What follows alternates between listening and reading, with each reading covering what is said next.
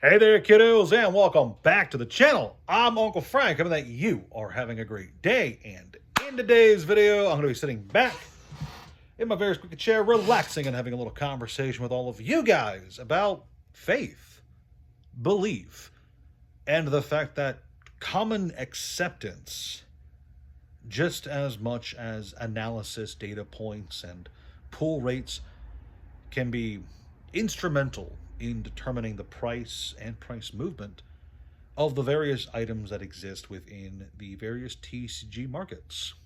Now, what the hell is your uncle talking about today? Well, I'm not about to give you guys a sermon, that's for sure. I'm not about to give you guys the gospel of the Lord or anything like that.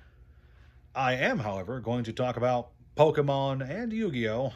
And how belief about those games can go a very long way towards shaping the current markets of those games. You see, I'm happy to report, as of this week, in fact, as of this morning, I am officially all sold out of all booster boxes for Pokemon. That's right, the last of them have finally sold.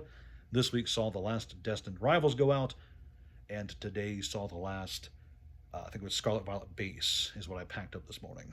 So I have no more in the garage and no more coming in from like prospective collection purchases or anything. They're all gone, and it's not hard to see why.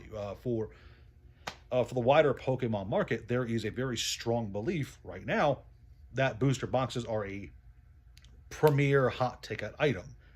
Everyone wants them because there's a strong belief that there's no more coming. There's a strong belief that there's going to be limited amounts available for the foreseeable future. And that makes them appealing to speculators, investors, and collectors of all categories. Because, hey, if it's rare, if it's hard to get, that makes it more desirable. Or at least it makes them believe that it's more desirable. But while I am out of booster boxes, I'm not entirely out of Pokemon products here. I have some things that I've held on to for myself, obviously, but I've also got a few of these things lying around. These collection boxes, they come in a variety of sizes, but these are basically a handful of Pokemon packs with some gimmick in the box itself to compel you to buy it. This Morpeko one, yeah, this comes with a playmat, a union card, an oversized card. Cool stuff. That's not a hot seller. Got this, I think this is the last of these that I have actually. The V Memories box, which came with a Charizard and a Dark Sylveon, which is actually, when I first saw these products, the Dark Sylveon was the reason I started picking these up. Because I was completely blown away that we were getting dark Pokemon in the TCG again. I was like, holy crap. Cool stuff there. So I got that. Has a pin in it as well. That's not a hot ticket seller.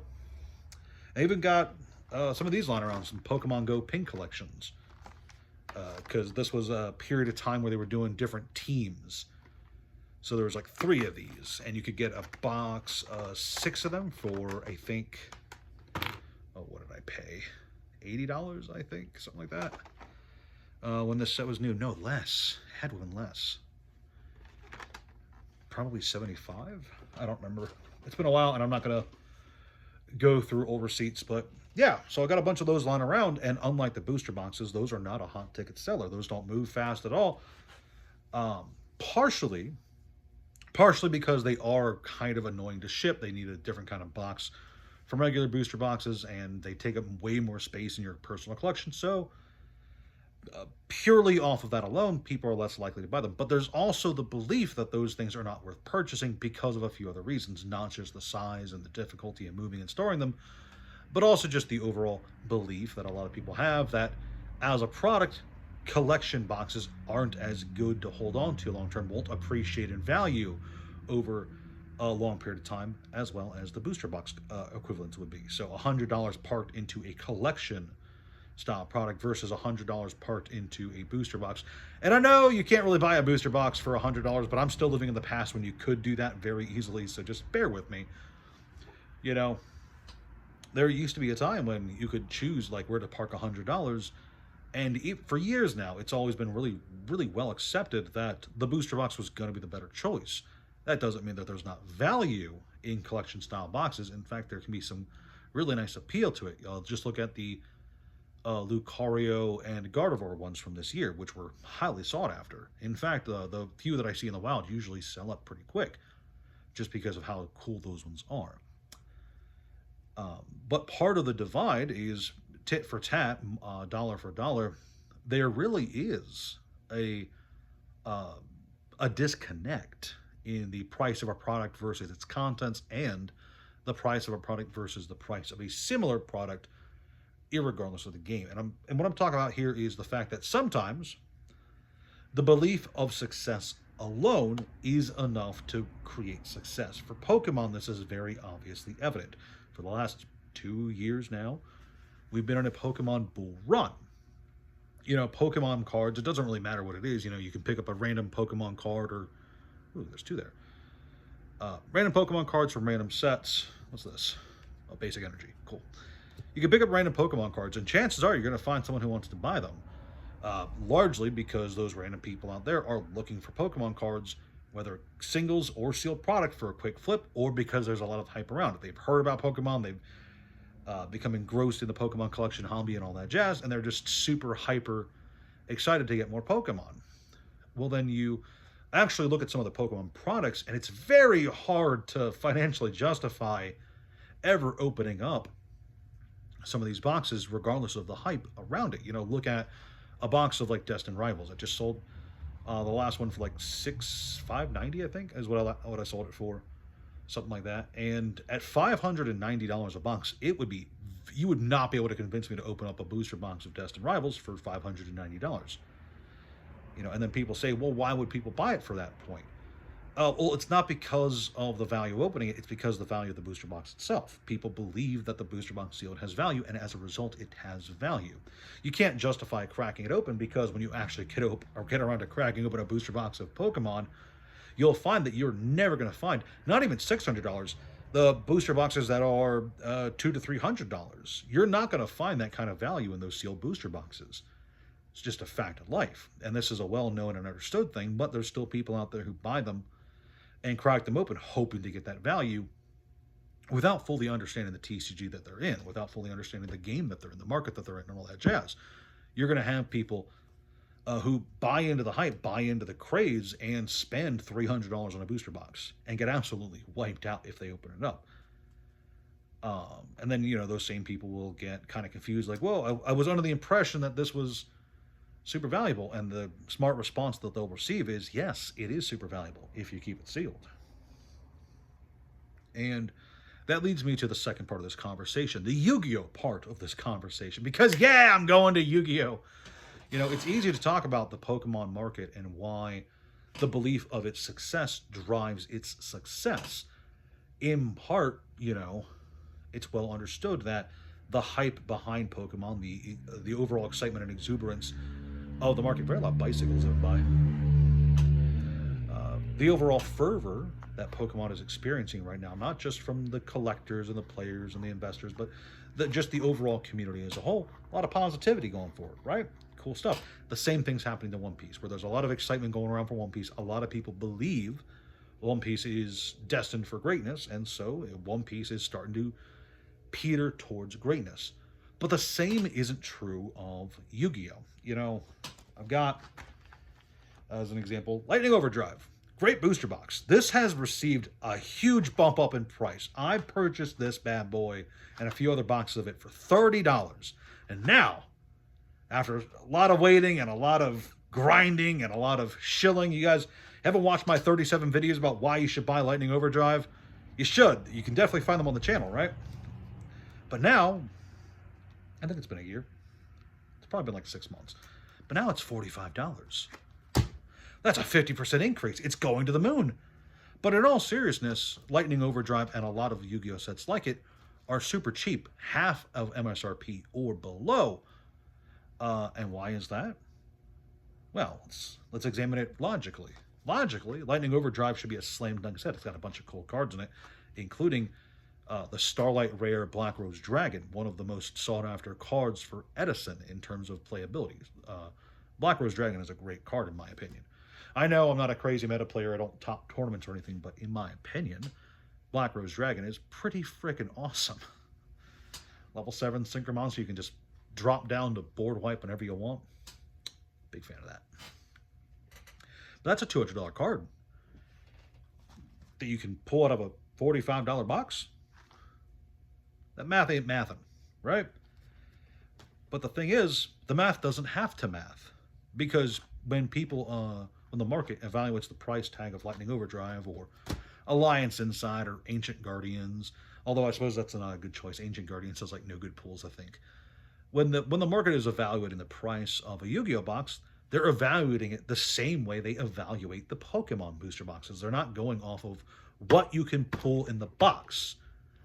More often than not, the stuff inside the box is not really being all that accounted for when you look at the box price. Yes, it does factor in. Yes, people see $1,000 Pikachu from a new a new Pokemon booster box, and they go, "Oh, well, obviously that box is going to be more expensive because of the $1,000 Pikachu, right?" But at the same time, it's belief, it's faith and confidence, and the bullishness behind the Pokemon market right now that causes some of these booster boxes to be $300, $400, $500+ Whereas it's the lack of faith, it's the lack of confidence in the Yu-Gi-Oh market that causes its booster boxes to be half of MSRP or less. Some Pokemon booster boxes have been quite bad.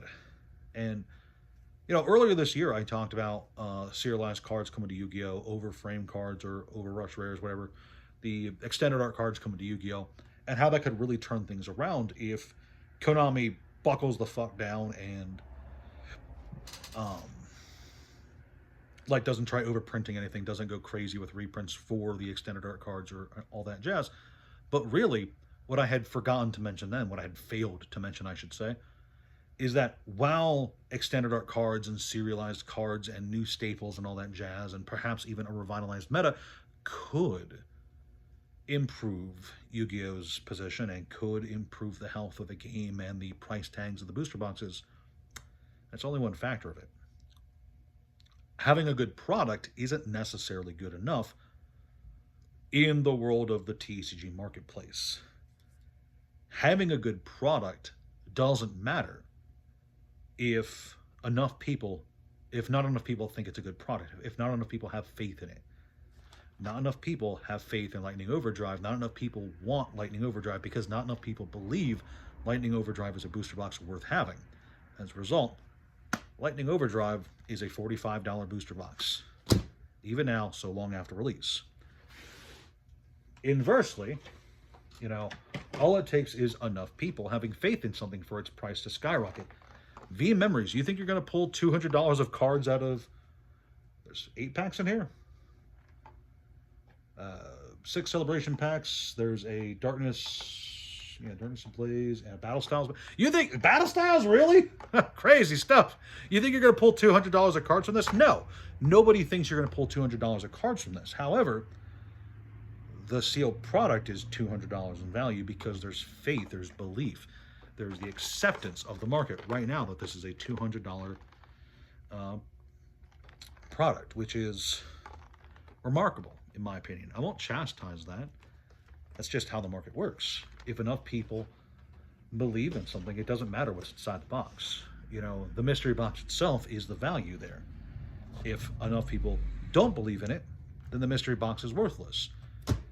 And holding on to it might be a bad idea. And that's part of what I do here. I often, I've talked before about ripping open cheap booster boxes regardless of the game, just to get the singles inside, because for some booster boxes, hint, even if you're selling things at bulk prices, the handful of hits you'll get per box will do wonders in paying off a $30, $40 price tag for a booster box. Of course, if you're like me and you just like the product, you like sitting on it, then either thing works as well.